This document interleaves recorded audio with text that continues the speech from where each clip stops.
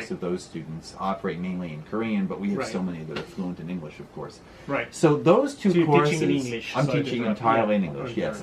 And those two courses are interdisciplinary, and what holds them together is a focus on the notion of political membership and belonging and responsibility in an interconnected world. So there's a little bit of political philosophy at the start of the courses where we, what is cosmopolitanism? What is global citizenship? And of course those are very much connected as well. How does it relate with globalization? How does it relate with, liberalism as the classic idea in democratic political community? How does it connect with universal horizons in our moral thinking? How does it relate with nationalism or clash with it? This semester I'm doing a module on populism. How does it which is very actual and correct. Right. How does it differentiate itself from populism, or how do populists part company with it? Right. And then we become a little bit more pragmatic. So we look at migrants, transnational activists, international institutions, how there are different kind of epicenters or different segments of the population that would fit into the notion of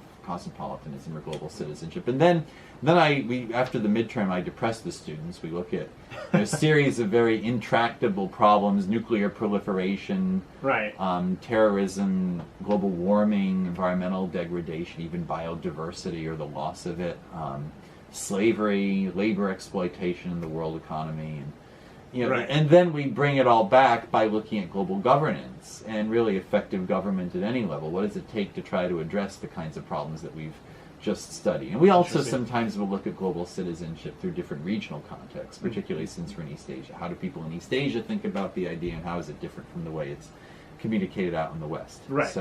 So that's basically the course in a nutshell. But on the other hand, I also, in really all my teaching, I teach media and politics, I teach European politics, U.S. politics, the intro to politics, and really all my classes. I think probably one way or another, since I'm interested in the concept, I'm always encouraging students to think about the political world from multiple perspectives, not just from Korea or from the U.S. Try to put yourself in the shoes of any particular region or country that we're studying, and see things from different sorts of points of view. So that's also very important, I think, in education, and help students hone their analytical skills too. Right, that's interesting. So the multiple perspectives is definitely a key element in your teachings. That's my understanding. So developing students multiple perspectives of what happens. Sure, and also to think deeply about what they're reading, and to think from every angle about what they're reading. Interesting.